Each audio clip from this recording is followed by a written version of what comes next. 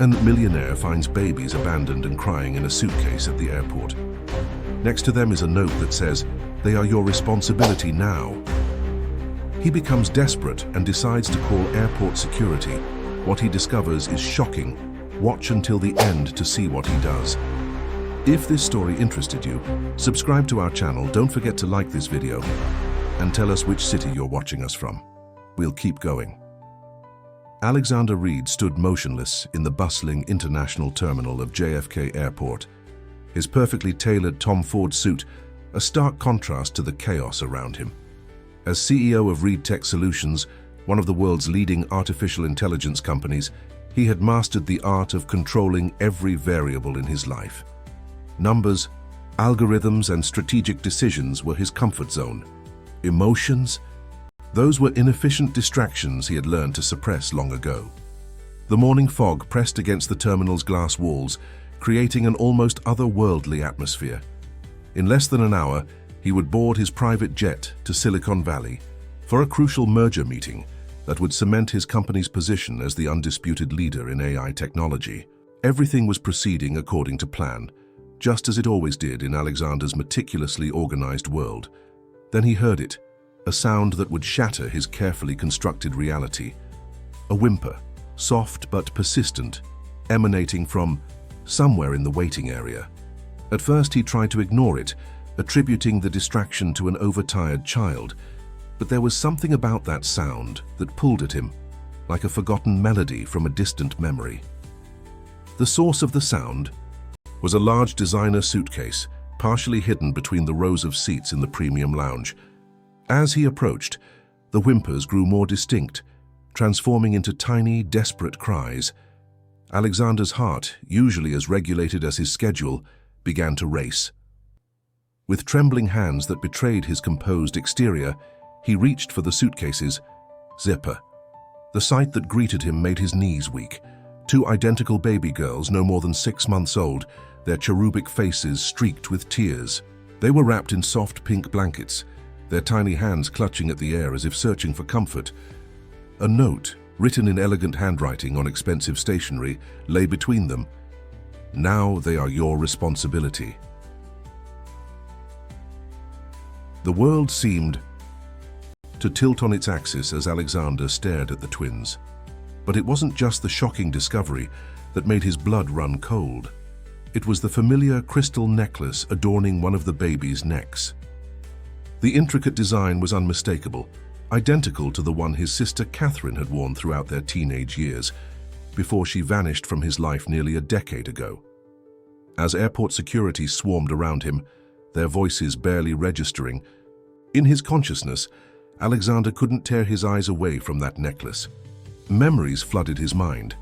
Catherine's gentle laugh, their shared secrets, and the gradual distance that had grown between them until she disappeared completely.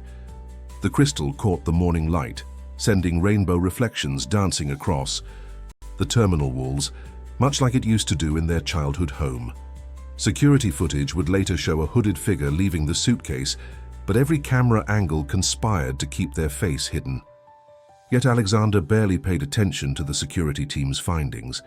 His mind was racing through possibilities, calculations, and implications. But for once, logic wasn't his primary concern. The babies had stopped crying, their eyes now fixed on him with an intensity that seemed to peer straight into his soul. One of them reached out, tiny fingers grasping at the air between them, and Alexander found himself moving closer, almost involuntarily. When the baby's hand wrapped around his finger, he felt something crack inside him, a hairline fracture in the wall he'd built around his emotions. His assistant, Maria, appeared at his side, already on her phone, no doubt rearranging his meticulously planned schedule. "Sir, the jet is ready and the board is expecting you in Silicon Valley by noon. Should I cancel everything?" Alexander interrupted, his voice hoarse but firm. For the first time in his career, the billion-dollar merger wasn't his priority. These two innocent lives, somehow connected to his long-lost sister, had just become the most important variable in an equation he never expected to solve. As he watched the twins, now being checked by airport medical staff, Alexander Reed, The man who had built his empire on predictability and control felt his carefully constructed world beginning to unravel. And surprisingly, he wasn't fighting it. Sometimes he would later realize the most significant algorithms in life are written not in code, but in the unexpected moments that force us to rewrite our entire program. At the next 48 hours passed in a blur of activity that left Alexander feeling more out of control than he'd ever been in his adult life. His penthouse apartment, once a minimalist showcase of modern design, now looked like a hybrid between a luxury home and a baby supply store. The pristine white surfaces were covered with bottles, diapers, and soft toys in pastel colors that seemed alien in his monochromatic world. Maria had efficiently organized a team of top-notch nannies and pediatricians, but Alexander found himself unexpectedly reluctant to delegate the care of the twins completely. Something about their presence demanded his personal attention, despite how ill-equipped he felt for the task. "Sir," Maria said, entering his home office where he sat watching the twins sleep through a baby monitor screen, "the board is demanding an emergency meeting. They're concerned about the publicity this situation might generate." Alexander barely nodded, his eyes fixed on the peaceful faces of the sleeping infants. He had named them Emma and Olivia, names he remembered Catherine once saying she loved. The crystal necklace, now safely stored in his safe, seemed to hold more questions than answers. "Theodore Williams has been particularly vocal," Maria continued, referring to his vice president and former college friend. "He's suggesting that your judgment might be compromised." This caught Alexander's attention. Theodore, or Theo as he once called him, had been acting increasingly aggressive in recent board meetings. The timing of his current opposition seemed suspiciously convenient. A soft cry from the nursery interrupted his thoughts. Without hesitation, Alexander rose from his desk, leaving Maria mid-sentence, something the old Alexander would never have done. In the nursery, Emma was awake, her tiny face scrunched up in distress. Instead of calling one of the nannies, he found himself reaching for her. The moment was awkward.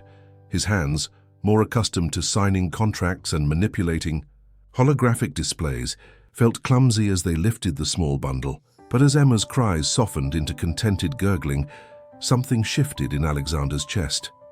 "Your sister used to make that same sound," he whispered, surprising himself. He rarely spoke about Catherine, the pain of her disappearance locked away like so many other emotions. But looking at Emma's face, so innocent and trusting, the memories surfaced unbidden.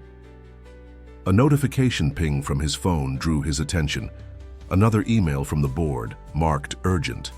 Another crisis demanding his immediate attention. But for the first time in his career, Alexander found himself prioritizing something else, someone else. He carried Emma to the floor-to-ceiling windows overlooking the city. The same fog that had blanketed the airport 2 days ago still lingered, giving the cityscape an ethereal quality.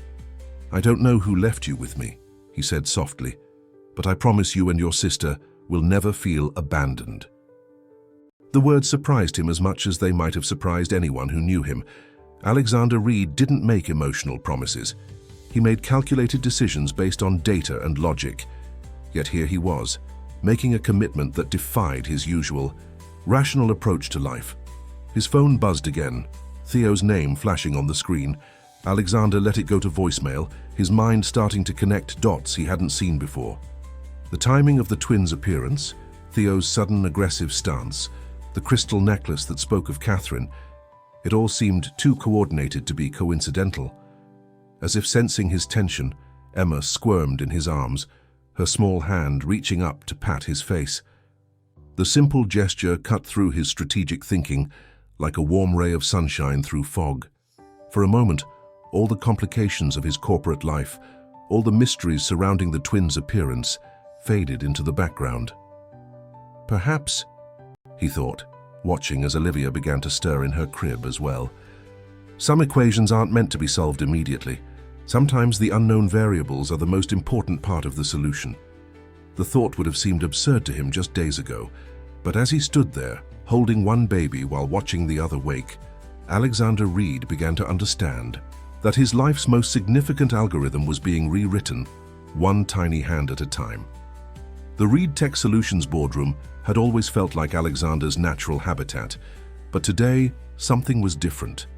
The familiar scent of leather and success was tainted by an undercurrent of tension as he faced the disapproving stares of his board members. Theodore Williams, in particular, seemed to radiate a barely concealed satisfaction from his seat at the far end of the table. "The media speculation is getting out of hand, Alexander," said Eleanor Matthews, head of PR, sliding a tablet across the polished mahogany surface. "Headlines," screamed accusations. "Tech Titan's secret family? Reed Tech CEO's mystery baby's PR stunt or personal crisis?" Alexander's fingers traced the edge of the tablet, his mind drifting to the twins he'd left at home with their caretakers. Just this morning, Olivia had smiled at him for the first time. A real, conscious smile that had inexplicably made his day brighter. Now facing his board, that moment felt like it belonged to another universe entirely. "Our shareholders are concerned," Theodore's voice cut through the silence, smooth as silk, but sharp as a blade. "The timing of this personal situation right before the merger seems particularly unfortunate. Perhaps it would be best to temporarily step back and let someone else handle the negotiations." Alexander caught the predatory gleam in his former friend's eyes. They'd known each other since college, built the company together, but somewhere along the way, something had changed. Looking at Theo now, Alexander wondered if he'd ever really known him at all. "The merger proceedings will continue as planned," Alexander stated firmly, his voice carrying the authority that had made him legendary in the tech world. "My personal life won't affect the company's trajectory." But even as he spoke the words, a notification popped up on his phone. The twins' pediatrician requesting an urgent meeting. His heart rate spiked, though his face remained impassive. The message mentioned Emma's latest test results, and suddenly the merger seemed insignificant in comparison. After the meeting, Alexander retreated to his office, but instead of reviewing merger documents, he found himself opening old files, photographs, emails, anything related to Catherine's disappearance. The crystal necklace, which he'd brought to the office for closer examination, caught the afternoon light, sending familiar rainbow patterns across his desk. A knock at his door revealed Maria, carrying a stack of papers. "Sir, I found something interesting in the old records," she said, her usually confident voice hesitant. "It seems Miss Catherine had been seeing a therapist before she disappeared. The payments were made through a subsidiary company account." Alexander's head snapped up. In all his previous investigations, this detail had never surfaced. "How did you find this?" "I've been cross-referencing everything since the twins appeared," Maria explained. "The account was buried under layers of corporate restructuring from that period. But there's more. The therapist's office was in the same building where Theodore's wife worked at the time." The revelation hit Alexander like a physical blow. Memories flooded back. Catherine's increasing withdrawal, her anxiety, the way she'd flinch sometimes when Theo was around. Had he been so blind, so focused on building his empire, that he'd missed something crucial? He reached for his phone, intending to confront Theo immediately, but another message from the pediatrician stopped him. Emma's test results had come in, and they needed to discuss them as soon as possible. For a moment, Alexander stood frozen, torn between unraveling the mystery of his sister's disappearance and addressing the immediate needs of her possible daughters. The Alexander of 2 weeks ago would have delegated the medical situation to the staff and pursued the corporate investigation, but he wasn't that person anymore. "Cancel my afternoon appointments," he told Maria, already reaching for his coat, "and get me everything you can find about Catherine's therapy sessions, but be discreet. I don't want Theodore knowing we're looking into this." As he rode the elevator down to his waiting car, Alexander's mind raced through possibilities. The crystal necklace, the timing of the twins' appearance, Theodore's aggressive behavior. Pieces of a puzzle were starting to align, but the picture they formed was more disturbing than he'd imagined. His phone buzzed again, a photo from the nanny showing the twins playing with the soft toys he'd bought them yesterday. Despite the weight of corporate intrigue and family mysteries pressing down on him, Alexander felt his lips curve into a small smile. These moments of simple joy were becoming increasingly precious to him, a refuge from the storm he could sense gathering on the horizon. The car pulled away from the Reed Tech building, and as they merged into traffic, Alexander caught sight of Theodore watching from his office window. The expression on his former friend's face sent a chill down his spine. Whatever game was being played, the stakes were clearly higher than just corporate control. The pediatrician's office was nothing like the sterile corporate environments Alexander was accustomed to. Dr. Sarah Chen's walls were covered with colorful artwork, and soft music played in the background. It should have made him uncomfortable, this departure from his usual world of glass and steel, but somehow it didn't. Emma's test results show some irregularities in her heart rhythm, Dr. Chen explained gently, pointing to various charts on her tablet. It's not immediately dangerous, but it will require regular monitoring and possibly medication as she grows older. Alexander listened intently, his mind automatically trying to quantify and analyze the information as he would business data. But this was different. This was Emma's health, her future, her life. "What about Olivia?" he asked, his voice rougher than usual. "Olivia's results are normal," Dr. Chen assured him, "but given that they're identical twins, we'll want to monitor her as well. Mr. Reed, I have to ask, do you have any family medical history that might be relevant?" The question hit him like a punch to the gut. Catherine had suffered from heart problems in her teens, nothing serious but enough to require regular checkups. It was another piece of evidence suggesting the twins' connection to his sister, but it also meant Emma might face similar challenges. Back at his penthouse, Alexander found himself in the nursery again, watching Emma sleep peacefully in her crib. The steady rise and fall of her tiny chest seemed precious now in a way he'd never considered before. Olivia was awake, playing with a stuffed elephant, occasionally glancing at him with what he swore was knowing wisdom in her eyes. His phone vibrated. Maria had sent the preliminary findings about Catherine's therapy. As he read through the encrypted files, his free hand automatically reached down to steady Olivia, who had crawled to his feet. The gesture came naturally, now no longer the awkward movement it had been just days ago. The therapy notes painted a disturbing picture. Catherine had been struggling with anxiety and depression, but there were hints of something darker, references to feeling watched, controlled, manipulated. Several sessions mentioned a friend who had become increasingly controlling, but the name was never specified. A soft knock interrupted his reading. "Mr. Reed," Lisa, one of the nannies, stood in the doorway. "There's something you should see." She held out a tablet displaying a news article. "Reed Tech Vice President calls for emergency board meeting. CEO's stability questioned." Alexander's jaw tightened, but before he could respond, Emma stirred in her sleep, making a small, distressed sound. Without thinking, he moved to her crib, his hand gently resting on her back. The contact seemed to soothe her, and she settled back into peaceful sleep. The moment struck him with its profound simplicity. Here, in this room with these two tiny humans, all the corporate maneuvering seemed distant and hollow. Yet he knew he couldn't ignore it, not when Theodore's actions might somehow be connected to Catherine and, by extension, to the twins' welfare. His phone lit up with another message, this time from an unexpected source. An old security guard from Reed Tech's early days wanted to meet, claiming to have information about Catherine from around the time of her disappearance. The message was cryptic, but mentioned Theodore and late-night office visits that hadn't appeared in any official logs. Alexander looked down at Olivia, still playing contentedly at his feet, then at Emma sleeping peacefully in her crib. The decision crystallized in his mind. He would protect them, not just from health challenges or corporate intrigue, but from whatever shadow had driven Catherine away years ago. "Lisa," he called softly, "please stay with them. I need to make a few calls." In his home office, Alexander began methodically piecing together the puzzle. He created a secure digital timeline, plotting everything from Catherine's therapy sessions to Theodore's rise in the company. Patterns emerged: board members who had mysteriously stepped down, projects that had been unexpectedly reassigned, all somehow connecting back to Theodore's increasing influence. But it was a small detail that caught his eye, a notation about Catherine's last known purchase before her disappearance. A second crystal necklace, identical to the one she always wore.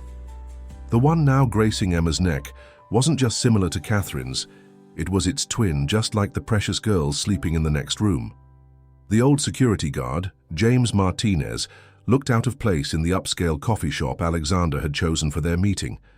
His weathered hands wrapped around a cup of black coffee, eyes constantly scanning the room out of habit from decades of vigilance. "Your sister," James began, his voice barely above a whisper. "She used to come to the office late at night. Not to work, to search for something." He paused, glancing around before continuing. "This was about a month before she disappeared. She seemed scared, Mr. Reed. Not just worried, but truly frightened."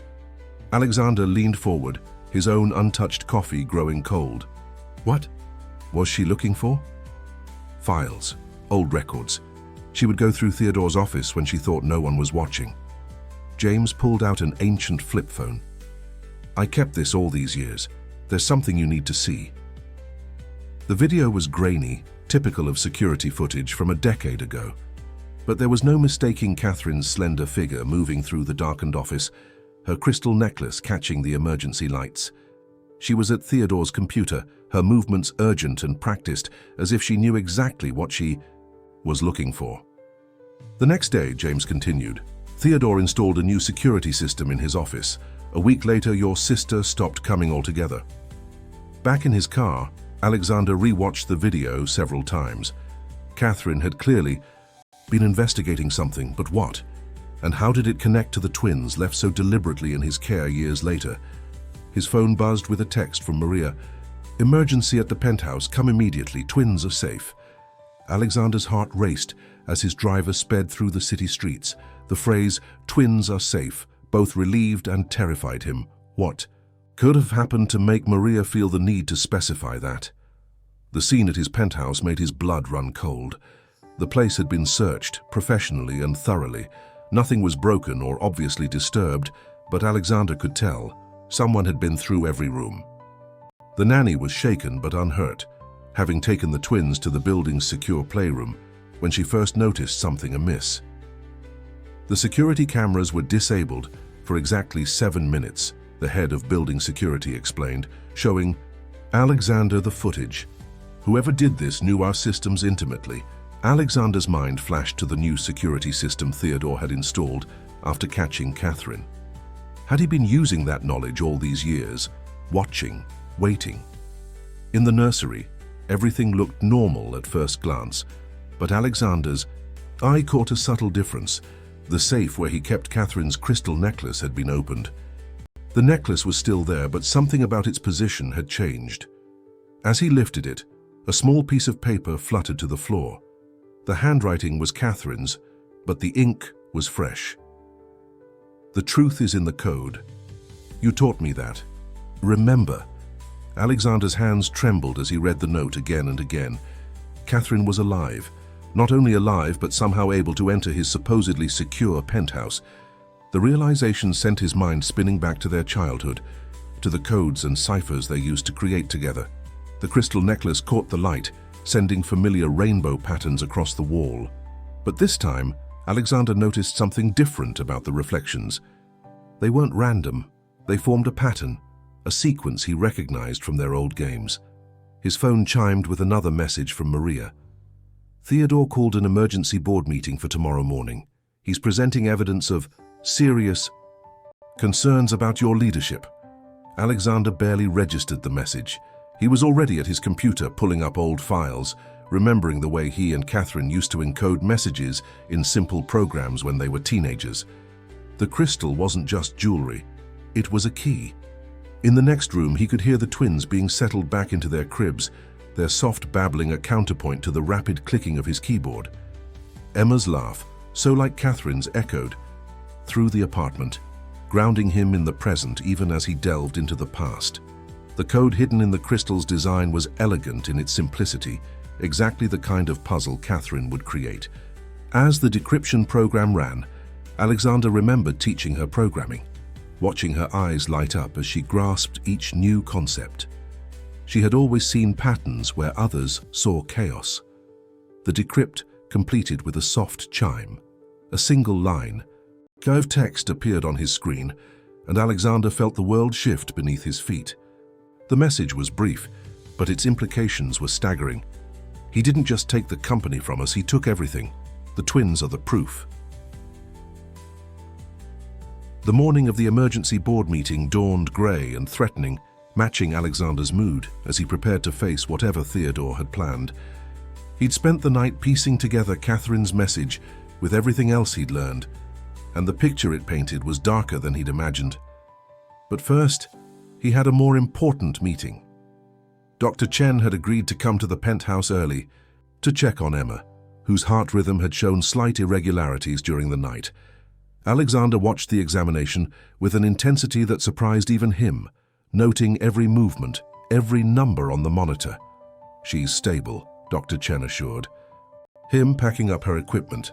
"But Mr. Reed, I've been reviewing some old medical records. The pattern of her heart condition is remarkably similar to your sister's case from years ago. In fact, it's almost identical." Alexander nodded, having already made the connection. "Doctor, hypothetically speaking, if someone wanted to ensure a child inherited a specific genetic trait," Dr. Chen's eyes widened slightly as she caught his meaning.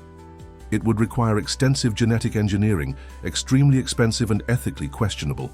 Only a handful of facilities would have the capabilities." Before leaving, she hesitated at the door. "Mr. Reed, wherever these girls came from, they're lucky to have someone watching out for their best interests. Not everyone in their lives may have had the same priorities." Her words stayed with Alexander as he prepared for the board meeting. The twins were being cared for by Lisa, their most trusted nanny, with additional security posted throughout the building. He had kissed them goodbye with a newfound tenderness, watching as Olivia waved her tiny hand and Emma gave him one of her newly discovered smiles. The Reed Tech boardroom was packed when he arrived. Theodore stood at the head of the table, a he position that should have been Alexander's, surrounded by board members and legal counsel. The predatory smile on his former friend's face sent a chill down Alexander's spine. "We're here today," Theodore began without preamble, "because recent events have raised serious concerns about Alexander Reed's fitness to lead this company. His judgment has become compromised, his priorities confused." A series of images appeared on the massive screen behind him. Alexander with the twins at the pediatrician's office, carrying them through the park, missing key meetings to attend to their needs. Each photo had been taken without his knowledge, an invasion of privacy that made his blood boil. "But more concerning," Theodore continued, his voice dripping with false concern, "is the question of where these children came from and why they were left in Alexander's care. Our shareholders deserve to know if their CEO is involved in something questionable." Alexander stood slowly, his movement drawing all eyes in the room. "You want to talk about questionable activities, Theodore? Let's discuss genetic engineering, private laboratories, medical records that disappeared 10 years ago along with my sister." Theodore's smile faltered for just a moment, but it was enough. Alexander saw several board members exchange glances. "Or perhaps," Alexander continued, his voice steady, "we should examine the encrypted files Catherine found in your office the night before she disappeared, the ones detailing your plan to take control of not just the company but her life." The room had gone completely still. Alexander pulled out his phone, displaying the security footage James had given him. "Catherine was investigating you, wasn't she? She discovered something big enough to make her run, to make her hide her own children from the world. From me." Theodore's face had lost its smooth confidence, replaced by something harder, colder. "You have no proof of anything. And even if you did, exposing it would risk everything we've built. The company's reputation, its future." "The company?" Alexander laughed, but there was no humor in it. "You think this is still about the company? You engineered my sister's children, Theodore. You played with their genetics, gave Emma the same heart condition Catherine had, all to create the perfect leverage. What was the plan?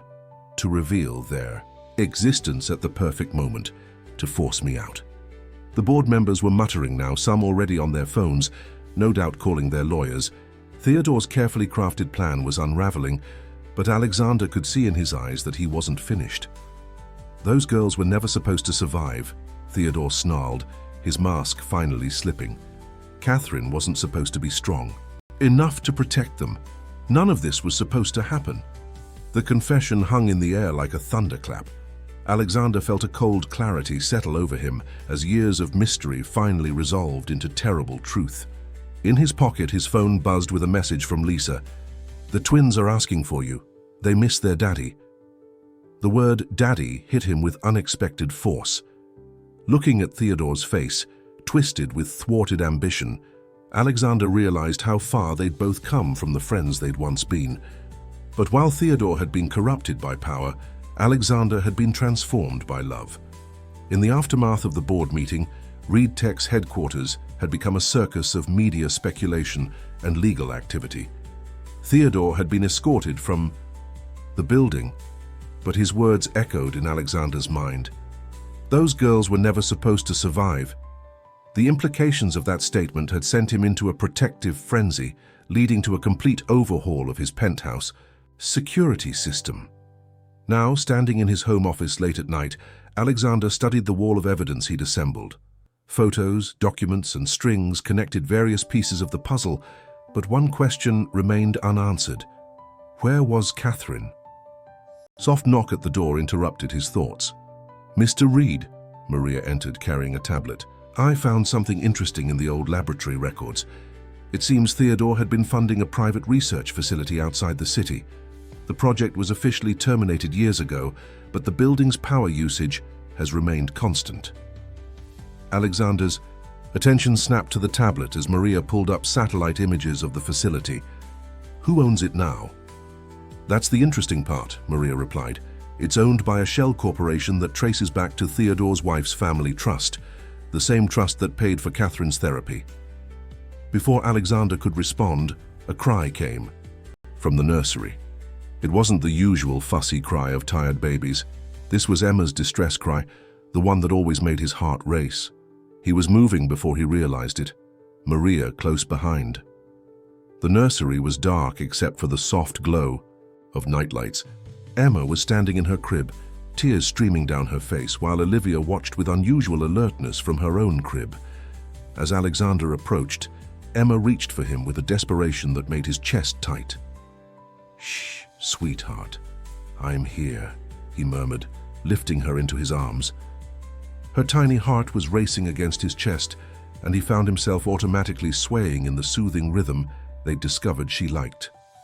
"Call Dr. Chen," he told Maria, never taking his eyes off Emma. As they waited for the doctor, Alexander noticed something odd.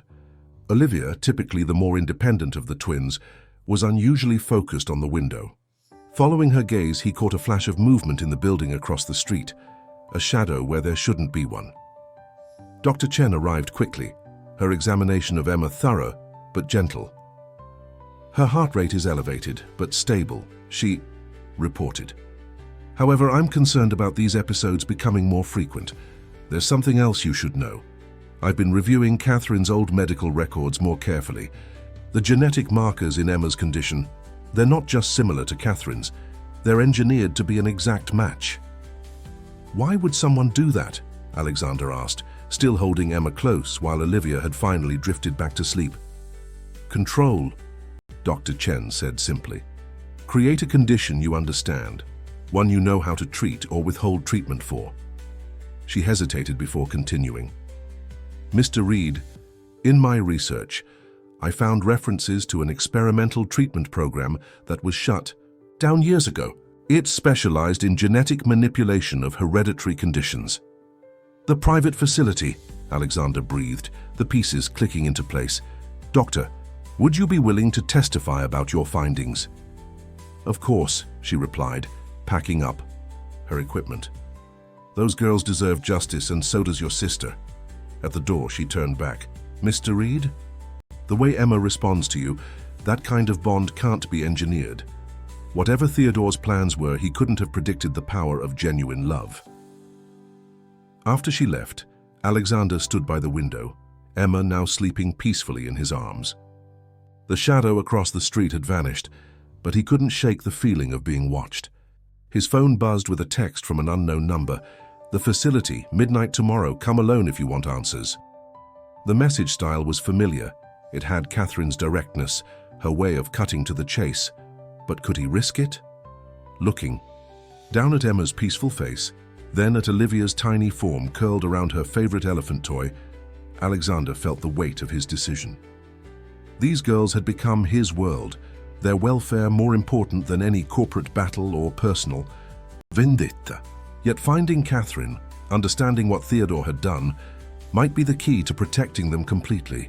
The facility might hold the answers they needed, or it might be a trap. Emma stirred in her sleep, her small hand clutching his shirt. In that moment, Alexander realized that becoming a father hadn't made him weaker, as Theodore had implied. It had made him stronger, giving him something worth fighting for beyond profits and power. The question was no longer whether to pursue the truth, but how to do it while keeping his new family safe.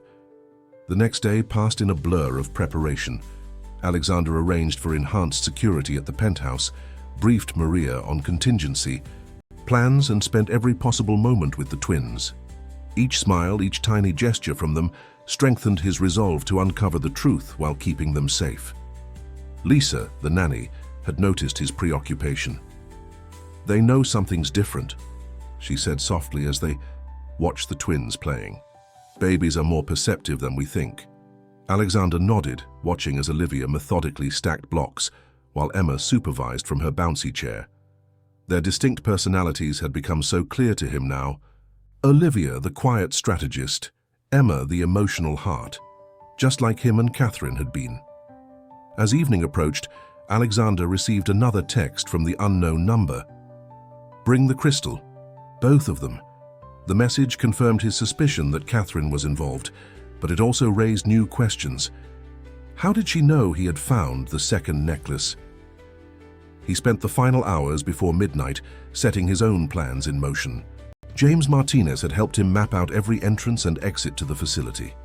Maria had compiled all the evidence they'd gathered, ready to be released to specific media outlets if anything went wrong. And Dr. Chen had provided detailed medical records proving the genetic manipulation of Emma's condition. But his most important preparation was the time he spent with the twins before leaving. He read them their favorite story, memorizing every giggle, every tiny movement. When Emma reached up to touch his face, her eyes serious, as if she understood the magnitude of the moment, he had to fight back tears. "I'll come back," he promised them softly. "Whatever happens, I'll always come back." The facility loomed dark and imposing against the night sky. Alexander parked his car at the designated spot, both crystal necklaces secure in his pocket. The building appeared abandoned, but he could feel the hum of hidden activity beneath the surface. As he approached the main entrance, a figure emerged from the shadows.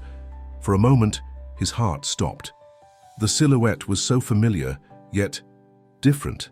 Catherine had changed in 10 years, but her eyes were the same. "Hello, brother," she said softly. "You've been busy." Alexander wanted to rush forward, to embrace her, to demand answers to 10 years of questions. Instead, he stayed still, remembering Theodore's capacity for deception. "Prove it's you." A sad smile crossed her face. "Remember, when you taught me to code, I kept making the same mistake in the loop structure, and you said, sometimes the best way through a problem is to change how you look at it. That's what I had to do, Alex. Change how I looked at everything to protect them." The tension in his shoulders eased slightly. Only the real Catherine would remember that detail. "The twins," he said. "They're yours." "Yes." Her voice cracked slightly. "And no. Biologically, yes. But Theodore, he used my genetic material, without my knowledge, created them in this facility. By the time I discovered what he was doing, the pregnancy was already underway with the surrogate." Alexander's mind raced with implications. The heart condition. "A control mechanism," Catherine confirmed. "He wanted leverage over you, over the company. But he didn't count on the surrogate helping me smuggle the girls out after they were born. She was a good person who realized what was happening." Catherine's voice caught. Theodore wasn't pleased when his plan failed. A sound from inside the facility made them both tense. Catherine stepped closer, her voice urgent. "I've been gathering evidence, Alex. years of it. Theodore's experiments, his manipulation, everything, it's all here. But I needed you to understand first, to see the girls, to love them like I do, because what happens next will change everything." "What do you mean?" Alexander asked, but he already knew. The weight of the evidence in his pocket, the media waiting for a signal, the board members who had been quietly contacted, it was all coming to a head. Catherine's eyes, so like Emma's, met his. Theodore's empire is built on lies and stolen lives. Tonight we can bring it all down, but I need to know you're ready for what that means. The publicity, the scrutiny, the questions about the girls' origins. Alexander thought of the twins at home, of Emma's brave smiles through her health challenges, of Olivia's watchful wisdom. He thought of the past weeks, how they had transformed him from a cold corporate executive into someone who understood that real power lay not in control, but in love. "They deserve the truth," he said firmly, "and a future free from Theodore's shadow." Catherine smiled, and for the first time he saw the full weight of her years in hiding lift slightly from her shoulders. "Then let's finish this. Together." As they entered the facility, both crystal necklaces caught the security lights, their patterns merging on the wall like pieces of a long-separated whole finally reuniting. The truth, like those scattered rays of light, was about to emerge from the darkness. The interior of the facility was a stark contrast to its abandoned exterior. Pristine white corridors hummed with hidden power and sophisticated security. Systems tracked their every move. Catherine led the way with the confidence of someone who had spent years mapping this labyrinth. "Theodore kept everything," she explained as they moved deeper into the building. "He's too proud of his work to destroy it, too convinced of his own invulnerability. That's always been his weakness."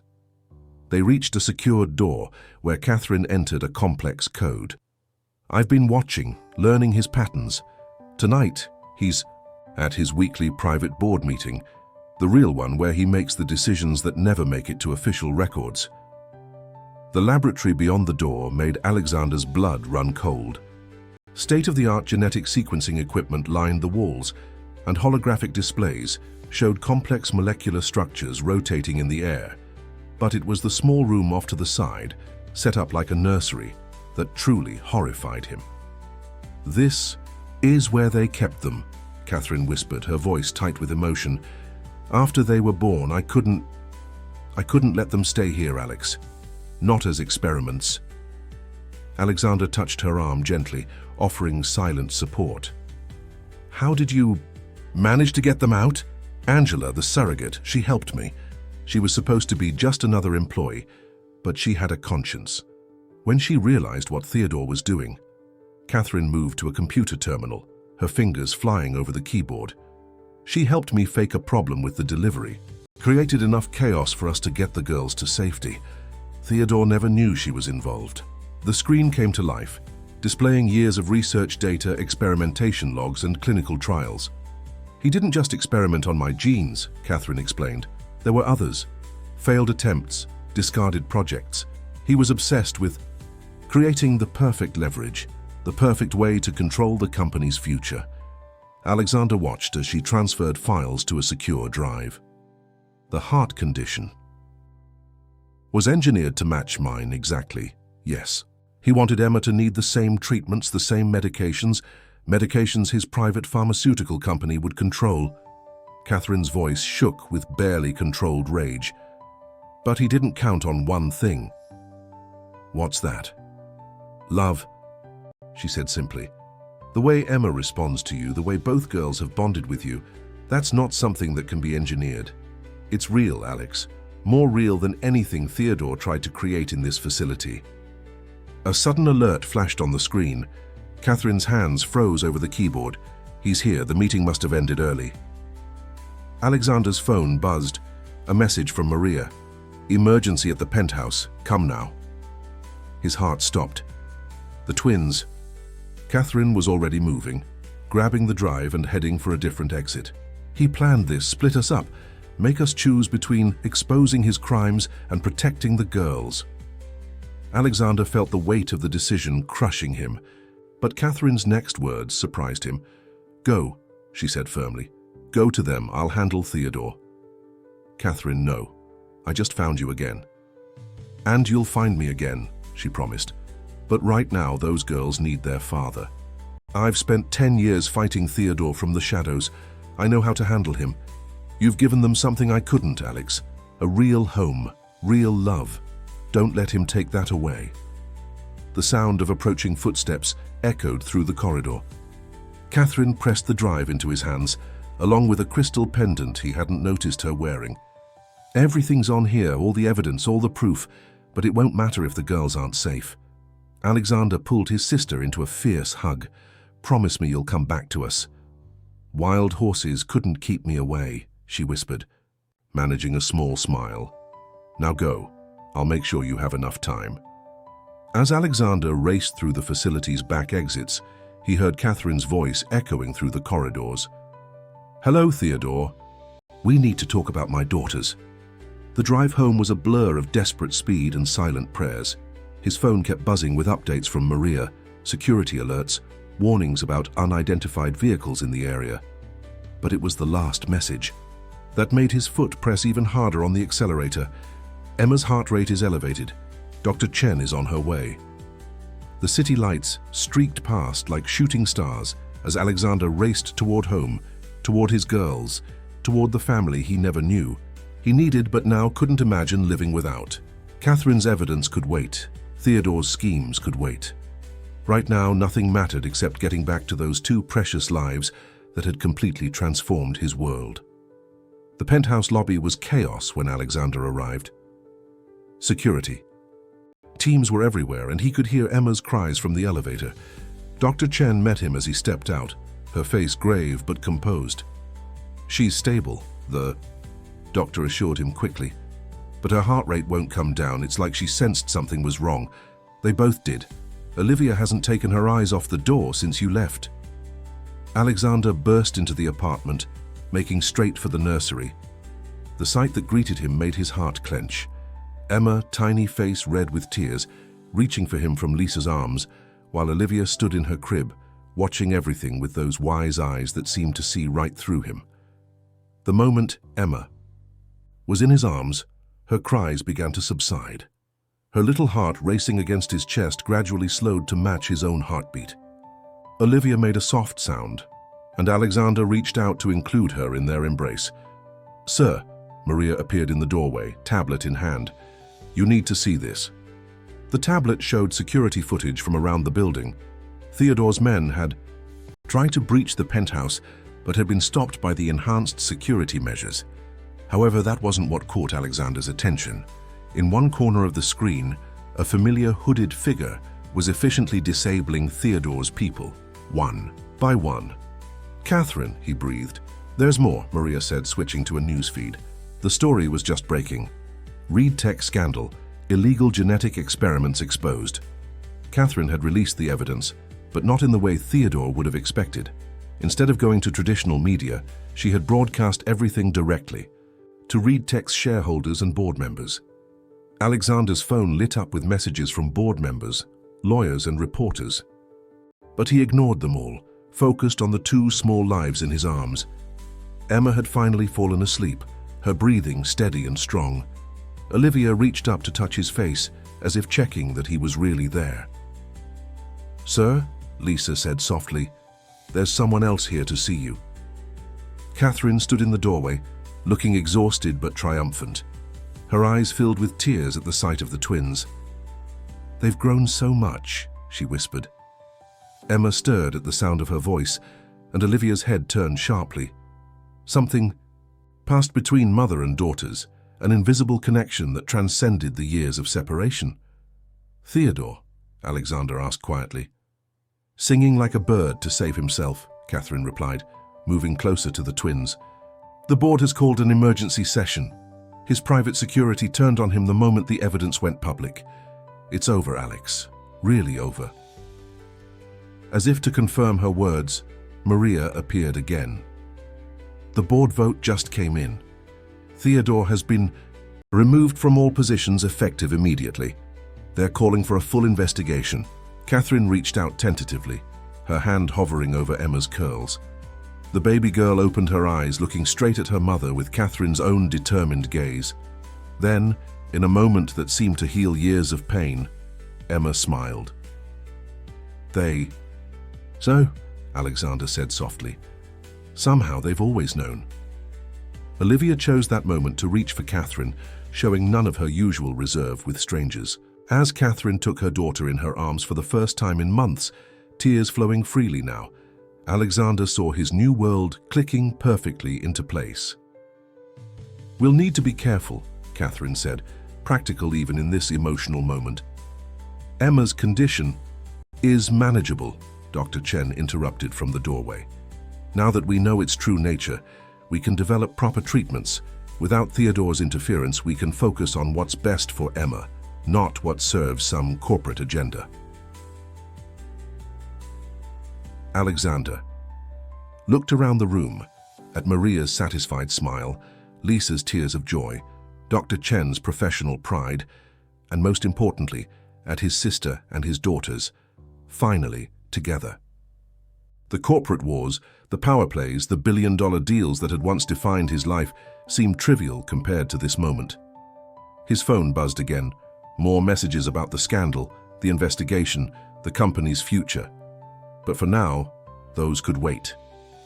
The real future was right here in this room, in the tiny hands that held his heart, in the sister who had sacrificed everything to protect her daughters, in the family that had been forged not through Theodore's manipulations, but through love's transformative power. Olivia yawned, her small face pressing into Catherine's shoulder as if she had always belonged there. Emma, secure in Alexander's arms, reached out to touch her sister's hand. The gesture seemed to say everything. They were home, they were safe, they were family. The days following Theodore's downfall brought a whirlwind of changes to the penthouse. Catherine had moved in temporarily, transforming Alexander's once sterile home into a warm family space. The twins seemed to bloom under their mother's presence, developing new expressions and behaviors that amazed everyone around them. One morning, as sunlight streamed through the nursery windows, Alexander watched Catherine teaching Olivia a clapping game, while Emma supervised from her favorite spot in the reading nook. The scene was so natural, so right, that it almost made him forget the storm still raging in the outside world. "The investigators want to talk to you again," Maria said quietly, appearing at his side with her ever-present tablet. "They're particularly interested in the genetic research files." Alexander nodded, his eyes still on his family. "Schedule it for this afternoon, after Emma's checkup with Dr. Chen." The medical aspects of their situation had become both simpler and more complex. Without Theodore's interference, they had access to better treatment options for Emma's condition. Dr. Chen had assembled a team of ethical genetic specialists who were working to fully understand and address the engineered aspects of Emma's heart rhythm issues. "Her latest results are encouraging," Dr. Chen had told them earlier that week. "Without the stress of Theodore's manipulated medications, her natural healing abilities are actually quite remarkable. She's responding beautifully to the new treatment protocol." The doctor's words had brought tears to Catherine's eyes. "I spent so many years angry about my own condition," she had confessed to Alexander later. "But seeing how Emma fights, how she smiles through everything, she's teaching me about strength in a whole new way."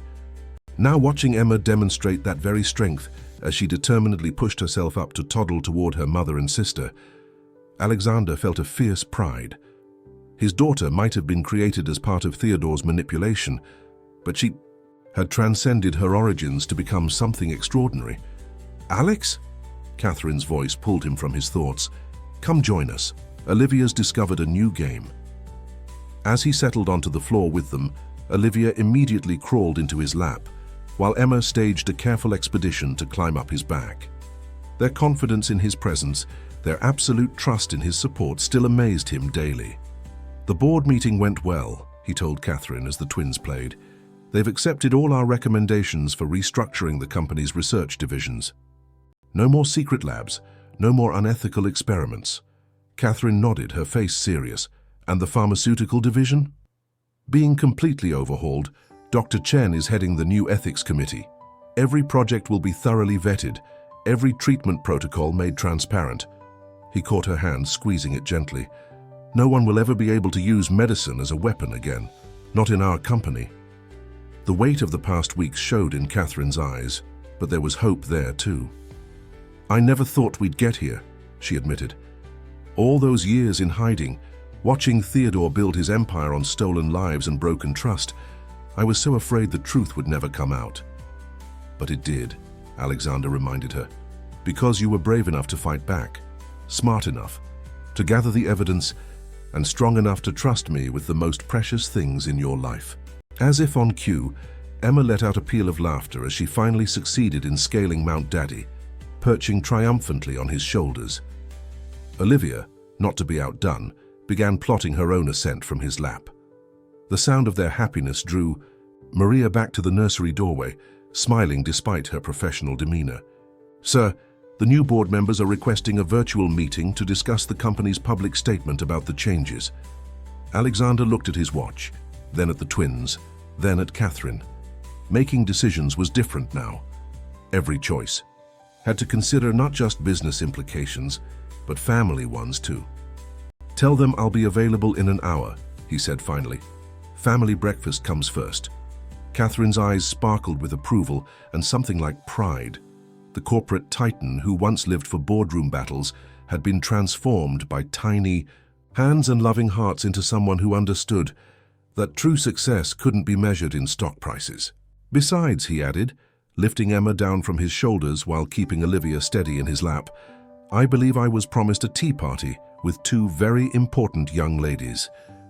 The resulting chaos of trying to organize a pretend tea party with two energetic toddlers might have scandalized his former self.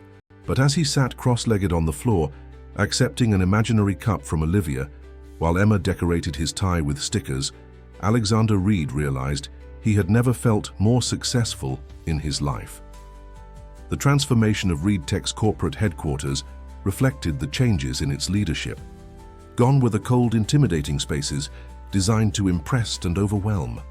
In their place, Alexander had created an environment that emphasized transparency and humanity. The most significant change was the new daycare center on the executive floor, a bright, welcoming space where Emma and Olivia now spent part of their days while their parents worked. It had started as a personal solution, but had evolved into a company-wide benefit, sending a clear message about Reed Tech's new priorities. "The shareholders are actually pleased," Maria reported during their morning briefing. "Our family-friendly initiatives have generated more positive press than any product launch in company history." Alexander looked up from where he was reviewing reports, while Emma napped in her specially designed quiet corner of his office. "And the new medical research guidelines. Dr. Chen's team has finished the first phase of ethical reviews. The results are promising. Several projects have been approved to continue under the new protocols, and the researchers are adapting well to the increased oversight." Through the glass walls, he could see Catherine in her new office across the hall, where Olivia was seriously organizing building blocks on her mother's conference table. The sight of his sister back in her element, now as head of ethical innovation, filled him with pride. The investigation into Theodore's activities was ongoing, but the evidence Catherine had gathered over the years was insurmountable. More importantly, the company had emerged stronger, its new transparency attracting talented researchers who shared their vision of technology serving humanity rather than controlling it. A small sound from Emma's corner drew his attention. She was waking up, her eyes finding him immediately with that special smile that never failed to warm his heart. As he moved to pick her up, his phone buzzed with a message from Dr. Chen. "Latest test results are in. Good news." "Sir," Maria interjected. Softly, "The board meeting starts in 10 minutes. Alexander nodded, settling Emma on his hip. "Tell them I'll be there shortly. First, I need to hear my daughter's test results with her mother." Catherine met them in the corridor, Olivia trailing behind with her favorite stuffed elephant. Together, they headed to Dr. Chen's new office in the medical research wing. The doctor's smile as they entered confirmed her message. "Emma's heart rhythm has stabilized significantly," she reported, pulling up detailed charts. "The genetic therapy we developed based on understanding Theodore's modifications is working better than we hoped. Her body is actually correcting the engineered anomalies on its own. Catherine gripped Alexander's free hand tightly as Dr. Chen continued. Furthermore, we've identified the specific markers Theodore manipulated. With this knowledge, we can ensure better preventive care for both girls as they grow. Emma, seemingly aware she was the topic of discussion, reached out to touch the holographic display of her own heartbeat. The pattern danced under her tiny fingers, strong and steady. She's going to be fine, Dr. Chen concluded warmly. Both girls are thriving. Whatever Theodore's intentions were in engineering their genetics, he couldn't account for the resilience of the human spirit or the power of being raised with love. The words hung in the air as Alexander looked at his family: Catherine, eyes shining with happy tears; Olivia, methodically sharing her elephant's adventures with Dr. Chen's assistant; and Emma, her small hand now pressed against his chest, as if comparing their heartbeats. Later, after the board meeting, where Emma and Olivia had made a brief but memorable appearance, Alexander stood at his office window. The city stretched out below, its familiar skyline now holding new meaning. Somewhere out there, Theodore was facing the consequences of his actions, but here, in this space, life had moved beyond his shadow. "Daddy!" Olivia's voice caught his attention. She had constructed an elaborate block tower and was waiting for his approval. Emma, not to be outdone, was attempting to replicate the structure with her own blocks. Catherine appeared in the doorway, smiling at the scene. "They've got your competitive spirit," she teased. "And your determination," he countered, moving to join his daughters on the floor. As he helped steady Emma's wobbling tower, he caught sight of their reflection in the window, the four of them together, building something new, something stronger than any corporate empire. The crystal necklaces, now safely stored away as evidence, had served their purpose in bringing them together. But the real bonds between them hadn't been engineered in any laboratory. They had been forged in moments like these, in shared smiles, in wiped tears, in bedtime stories and morning cuddles, in the 1,000 little ways they showed up for each other every day. 6 months after Theodore's downfall, ReedTech had become a symbol of corporate transformation. The company's new ethical research initiatives were making headlines, but it was the personal changes in Alexander's life that truly marked the depth of the transformation. The penthouse, once a showcase of minimalist design, had evolved into a vibrant family home. Family photos lined the walls, toys were thoughtfully integrated into the decor, and the sound of children's laughter had become as common as conference calls. One particular morning, as Alexander prepared for an important presentation, he found himself conducting a very different kind of meeting. Seated at his home office desk, he faced Emma and Olivia, who had set up their own little workstations beside him. "What do you think?" he asked seriously, showing them his tablet. "Too many graphs?" Emma pointed decisively at a colorful chart, while Olivia methodically rearranged the stuffed animals on her makeshift desk. Their responses, though not quite professional feedback, made him smile. These impromptu meetings had become a cherished part of his morning routine. Catherine appeared in the doorway, coffee in hand, looking amused at the scene. "The world's youngest board of directors is in session, I see." "And they're tough critics," Alexander replied, watching as Emma tried to add her own artistic touch to his presentation, though their suggestions tend to involve more glitter than our shareholders might appreciate. The sound of the elevator announced Maria's arrival with the morning's updates. She barely blinked at finding her boss, the CEO of a multi-billion-dollar company, helping Olivia stack blocks while reviewing quarterly reports. "The ethics committee has approved the new research proposals," she reported, deftly stepping over a line of stuffed animals. "Dr. Chen's team is particularly excited about the potential applications in pediatric care." Alexander nodded, his hand automatically reaching out to steady Emma as she climbed onto his lap. "And the educational initiative?" "The ReedTech Foundation's first round of scholarships has been allocated. 15 students from disadvantaged backgrounds will be starting their medical and scientific research programs next semester."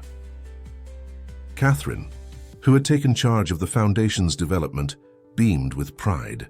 "We're actually making a difference, Alex. Real positive change.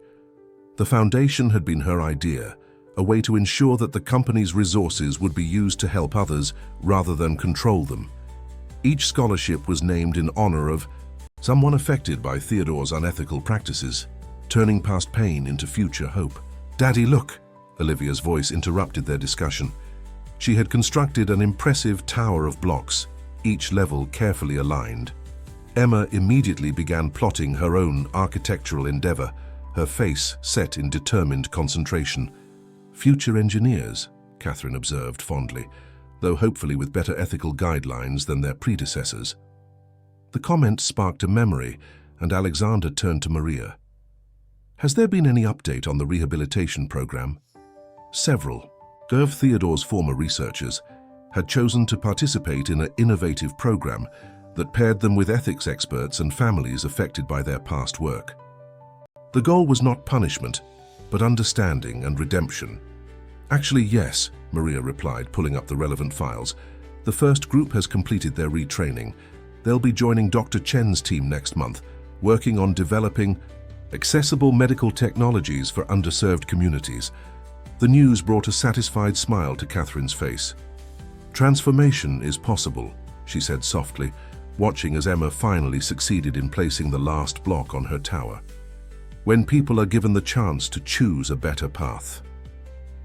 Alexander understood the deeper meaning in her words. They had all been transformed, himself most of all.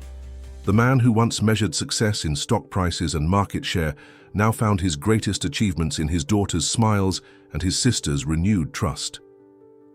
A chime from his phone reminded him of the upcoming presentation. As he gathered his materials, Emma and Olivia launched into an elaborate goodbye ritual that involved multiple hugs and solemn promises to return for lunch. "They're going to change the world someday," Catherine mused, helping Olivia straighten her block tower. "But not because of any genetic engineering, because they know they're loved, supported, and free to be exactly who they are." Looking at his daughters, Emma now seriously explaining something to her favorite teddy bear, Olivia methodically planning her next construction project, Alexander felt the truth of those words. Theodore had tried to create the perfect leverage, but instead had unknowingly set in motion something far more powerful. The creation of a family bound not by manipulation, but by choice and love. As he headed for the elevator, his presentation, now adorned with a few strategic stickers courtesy of Emma Alexander, caught sight of their reflection in the glass walls. The image of his family, happy and whole, was worth more than all the corporate empires in the world. The first anniversary of the twins' arrival in Alexander's life coincided with ReedTech's annual innovation showcase. The event, once a display of technological dominance, had been transformed into a celebration of ethical advancement and human potential. The company's main auditorium was filled with researchers, investors, and journalists, all eager to witness the unveiling of ReedTech's new direction. But before the formal presentations began, a more intimate ceremony was taking place in Alexander's office. Emma and Olivia, dressed in matching party dresses, were the center of attention as Dr. Chen presented her latest findings. Emma's latest tests show complete stabilization, she announced, her professional demeanor softened by genuine joy. The genetic therapy has exceeded all expectations. Both girls are developing exactly as they should, strong, healthy, and completely their own people. Catherine hugged her daughters close, tears shining in her eyes. "Thank you," she whispered to the doctor, "for everything." Alexander watched the scene from his desk, where a new family photo took pride of place. The image captured a moment from their recent vacation, all four of them laughing on a beach, the twins covered in sand, happiness radiating from every smile. "Sir," Maria interrupted gently, "it's almost time for your keynote address." The speech he was about to give had gone through countless revisions, but the most important changes had come from his heart rather than his head. As he prepared to leave the office, Emma and Olivia initiated their now traditional good luck ritual, sticky kisses and tiny hands straightening his tie. "Tell the story." "Daddy," Emma insisted, her voice carrying the same determination that had helped her overcome every challenge. "The whole story," Olivia added seriously, her analytical mind already grasping the importance of complete truth. Catherine squeezed his hand. "They're right, you know. The world needs to hear it." The main auditorium fell silent as Alexander took the stage. The familiar sea of faces looked up expectantly, tablets and cameras ready to record ReadTech's new vision. But instead of launching into corporate projections and technological forecasts, Alexander began differently. "A year ago, I stood in an airport terminal, believing I had everything under control," he started, his voice carrying the weight of lived truth. "I was wrong. Control, I've learned, is not the same as success. Power is not the same as strength. And the most important innovations don't come from laboratories, they come from love." As he spoke, images appeared on the screens behind him, not of products or profits, but of transformation. The new daycare center filled with children's laughter, researchers working alongside ethics experts to ensure their discoveries helped, rather than harmed. The scholarship recipients preparing to change the world in their own ways. "ReadTech's future will not be built on control or manipulation," he continued. "It will be built on choice, on ethical innovation, on the belief that every life has inherent value beyond any corporate agenda." In the front row, Catherine sat with the twins in her lap, their presence a testament to the power of truth and love over manipulation and control. Emma was attempting to wave at every camera she could spot, while Olivia studied the holographic displays with serious concentration. "My daughters," Alexander said, his voice softening with pride, "taught me that true strength lies not in controlling outcomes, but in nurturing potential, not in engineering perfection, but in embracing humanity in all its beautiful imperfection." The presentation continued with detailed announcements about ReadTech's new initiatives, expanded medical research, educational programs, ethical technology development. But the heart of the message had already been delivered. The company's transformation was not just corporate strategy, but personal truth. After the formal presentations, as the audience mingled and discussed the company's new direction, Alexander found himself back in his office with his family. Emma had fallen asleep on Catherine's shoulder, while Olivia methodically sorted through the congratulatory cards that had begun arriving. "You did it, Alex," Catherine said softly. "So you changed everything." "We did it," he corrected, watching as Olivia created neat piles of cards based on some organizational system only she understood. "All of us together." The setting sun cast warm light through the office windows, turning the city skyline to gold. Somewhere out there, Theodore sat in legal proceedings, his empire of control dismantled by the very forces he had tried to manipulate. But here, in this moment, his shadow had no power. The last traces of autumn were giving way to winter when the final pieces of Theodore's legal proceedings came to a close. The news reached Alexander during the twins' afternoon playtime in his home office, where he had been watching them create an elaborate city out of blocks and picture books. "The settlement has been approved," Maria reported quietly, mindful of Emma's intense concentration as she added another tower to their metropolis. "All of Theodore's assets will be transferred to the Foundation for Ethical Research and Education." Catherine, who had been helping Olivia perfect her architectural vision, looked up with quiet satisfaction. It feels right, somehow. Using his resources to help others instead of control them. The foundation had already begun making a difference. The first class of scholarship recipients was excelling in their studies, and Dr. Chen's expanded research team had made breakthrough discoveries in treating genetic conditions. But perhaps the most meaningful impact could be seen right here, in the two little girls who had sparked this transformation. "Daddy, look!" Emma called out, proudly displaying her latest creation. The tower wobbled slightly, but her face showed the same determination that had helped her overcome every challenge life had thrown at her. Alexander moved to examine the structure, treating it with the same seriousness he once reserved for billion-dollar contracts. "Excellent structural integrity," he praised, using the technical terms that always made Emma beam with pride. Olivia, not to be outdone, had created a complex system of bridges connecting her buildings. "It's a network," she explained solemnly. using one of her favorite words from overhearing business calls. Everything's connected. The profound truth in her simple statement struck Alexander. Everything was indeed connected. The paths that had led them here, the choices that had shaped their future, the love that had transformed them all. Maria's tablet chimed with another update. The press release about the settlement is generating positive coverage. People are calling it a triumph of ethics over ambition. They don't know the half of it, Catherine said softly, watching as Emma abandoned her tower to climb into Alexander's. So I see what the real triumph was in learning to love. The changes were visible everywhere they looked. The penthouse, once a showcase of corporate success, had become a true home. Family photos lined the walls, toy boxes sat comfortably next to award-winning technology, and every surface held evidence of the joy that filled their lives. Dr. Chen's latest report sat on Alexander's desk, its contents a testament to the power of that joy. Emma's heart readings had been stable for months, her body responding to love and proper care in ways Theodore's manipulations never could have predicted. Olivia, too, was thriving, her natural intelligence blossoming in an environment of support rather than control. There's one more thing, Maria added, her usually professional demeanor softening. The board has unanimously approved the new family leave policy. Starting next month, all ReadTech employees will have access to the same support systems we created for the executive floor daycare.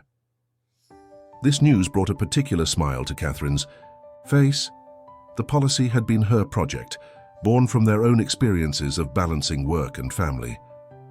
How many families will this help? She asked, already knowing the answer but wanting to hear it again. Over 10,000 in our company alone, Maria replied, and with other corporations following our lead, the impact could be exponential.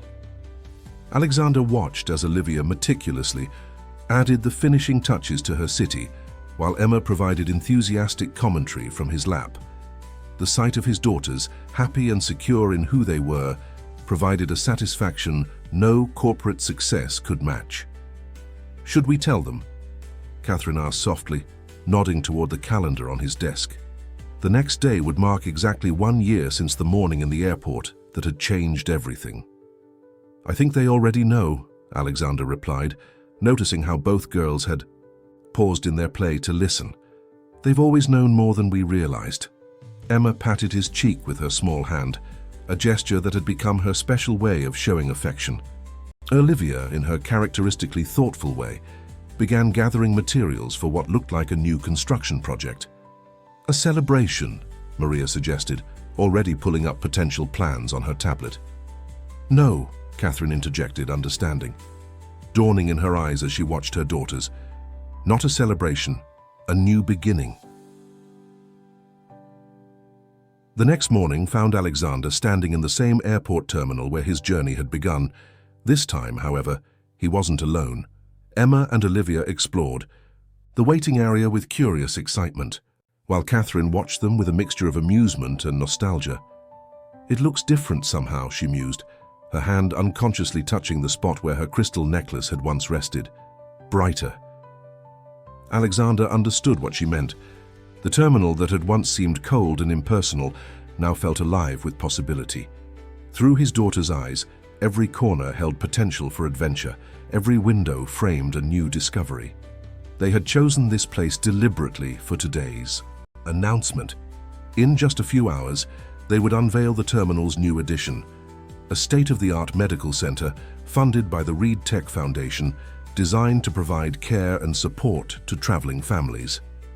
Dr. Chen's team is already set up, Maria reported, appearing with her tablet displaying the final preparations. The first pediatric specialists are ready to begin their rotations. The medical center was more than just a facility.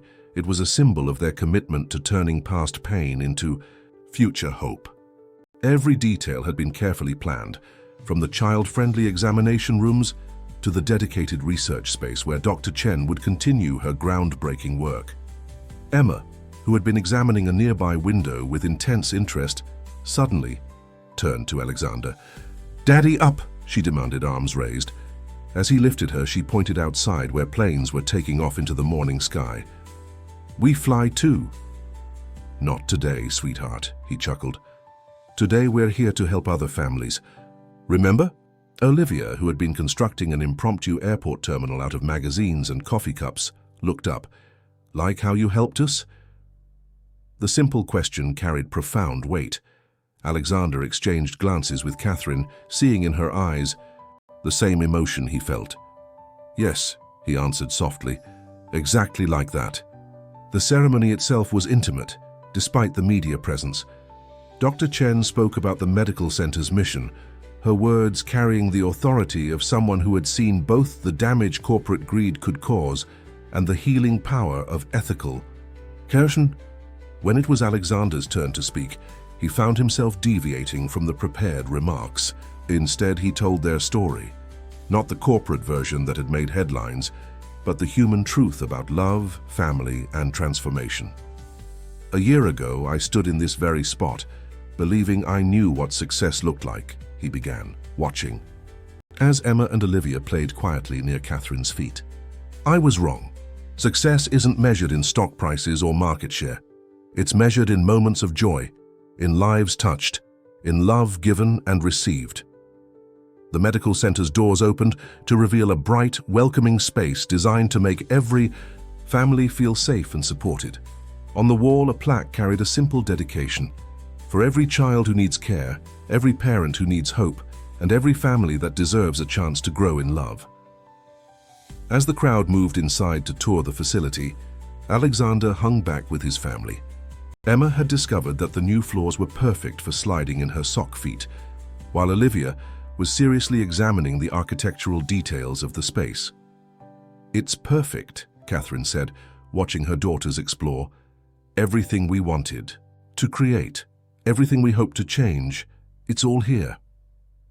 Alexander nodded, understanding completely.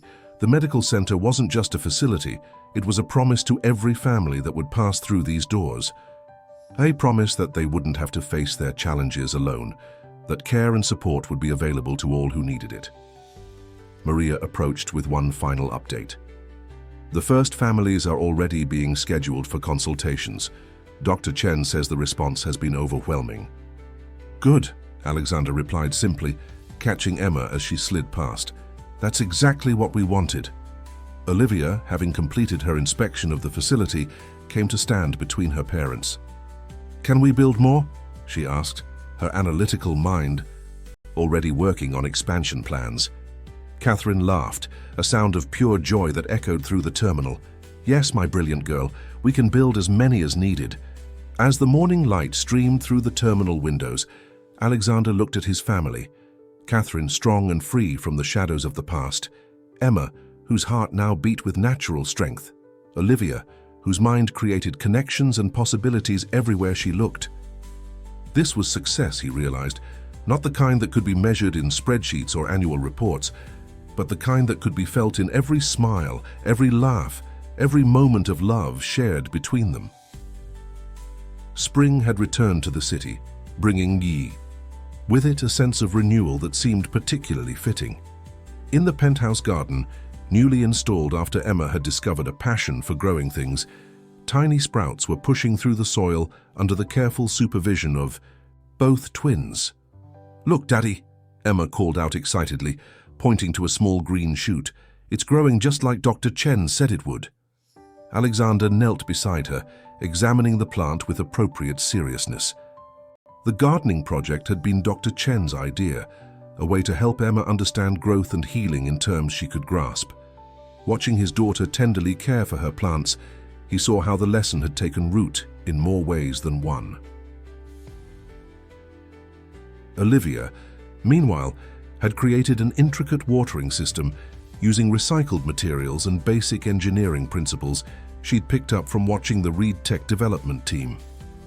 "It's more efficient," she explained proudly, demonstrating how her invention distributed water evenly across the garden beds. Catherine, observing from her favorite spot on the garden bench, caught Alexander's eye with a knowing smile. "They really are the perfect blend of both of us, aren't they? Heart and mind, emotion and logic." The past months had brought more changes than just the garden. Reed Tech's transformation had sparked a movement in the corporate world, with other companies, following their lead in prioritizing ethical research and family-friendly policies. The medical center at the airport had been so successful that similar facilities were being planned for other major transportation hubs. "The latest reports from the foundation are in," Maria announced, appearing in the garden doorway with her ever-present tablet. "The scholarship program has been expanded to include international students, and Dr. Chen's research team has received additional funding for their pediatric genetics work."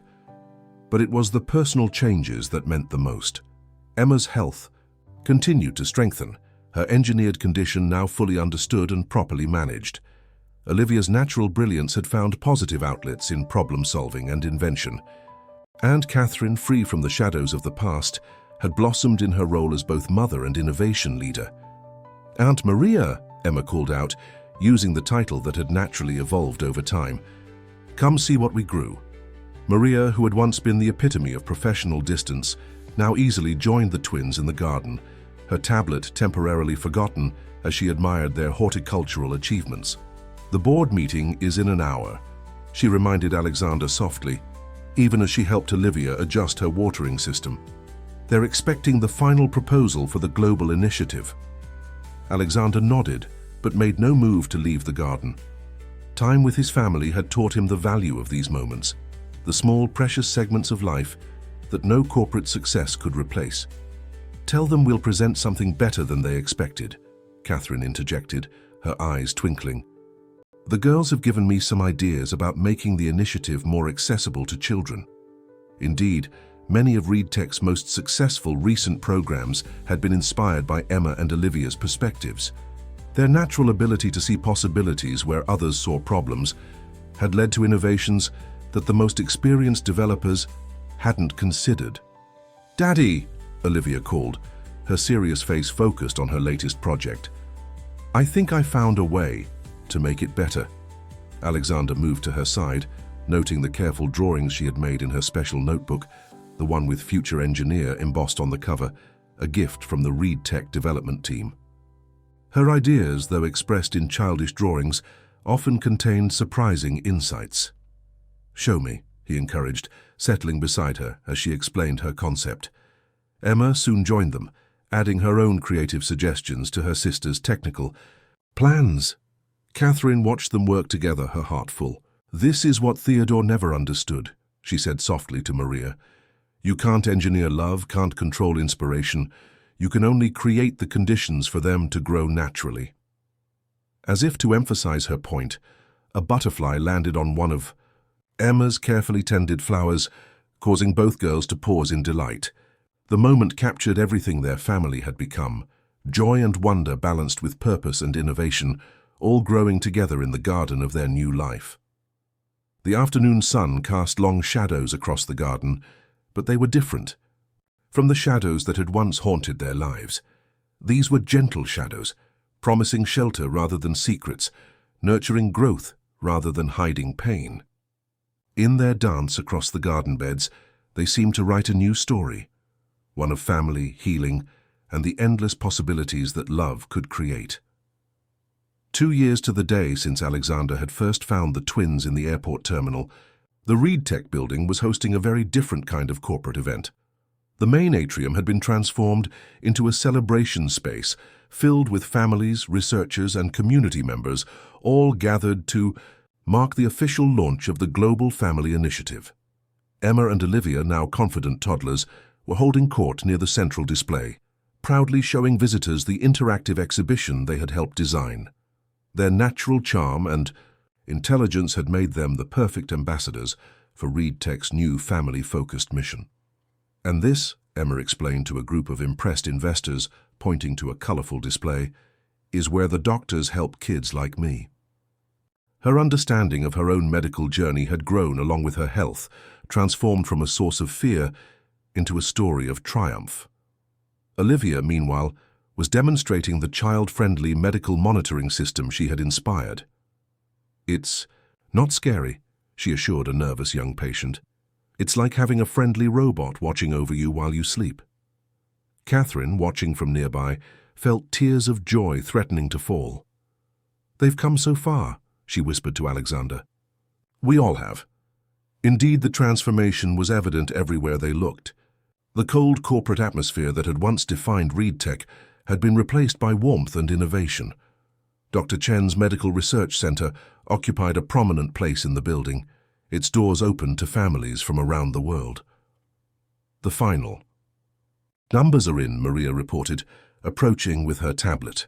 But before she could share the data, Emma ran over to show her a new drawing. Her vision for the next generation of medical equipment, rendered in crayon, but surprisingly insightful.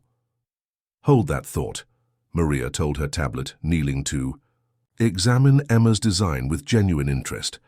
The former executive assistant had found her own transformation in the past 2 years, becoming as much a part of the family as she was of the company. Alexander watched the scene with contentment, remembering the man he had been that morning in the airport. That version of himself would never have believed that his greatest success would come not from controlling every variable, but from learning to embrace the beautiful uncertainty of love. Olivia tugged at his sleeve, her serious face alight with purpose. "Daddy, I think I solved it," she announced, showing him her notebook where she had drawn a complex series of interconnected circles. "See? Everything connects to family." "She's right, you know," Catherine said, examining her daughter's drawing. "That's what Theodore could never understand. Real power isn't in control or manipulation. It's in connection, in love, in family." The event continued around them, with presentations and announcements about ReedTech's expanding global impact. But the real story was written in the smaller moments. Emma showing a young patient how to use her breathing techniques, Olivia explaining her ideas to fascinated engineers, Catherine mentoring new parents navigating similar challenges. As the evening drew to a close, Alexander found himself back in his office with his family. The city lights twinkled beyond the windows, but the real brightness was right here in this room. Emma had fallen asleep on the office couch, her favorite medical textbook, a specially designed children's version, clutched in her hands.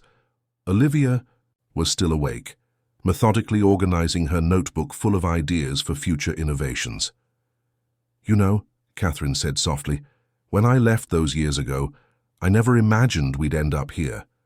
I was so focused on protecting them from Theodore's plans that I couldn't see the possibility of something better." "Life has its own algorithm," Alexander replied, watching as Olivia finally succumbed to sleep next to her sister. "One that can't be engineered or controlled. It can only be lived, loved, and appreciated." Maria appeared one last time, her tablet displaying the final statistics from the event. But the numbers seemed less important now, overshadowed by the simple truth embodied in the sleeping girls on the couch. Success wasn't measured in market shares or profit margins, but in moments of joy, in lives touched, in love given and received. As they prepared to head home, Alexander caught sight of their reflection in the office window.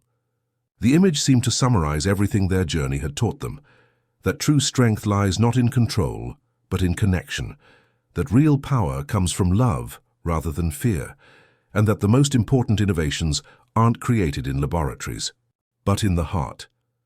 The crystal necklaces that had once seemed so crucial were now safely stored away, replaced by something far more precious, the unbreakable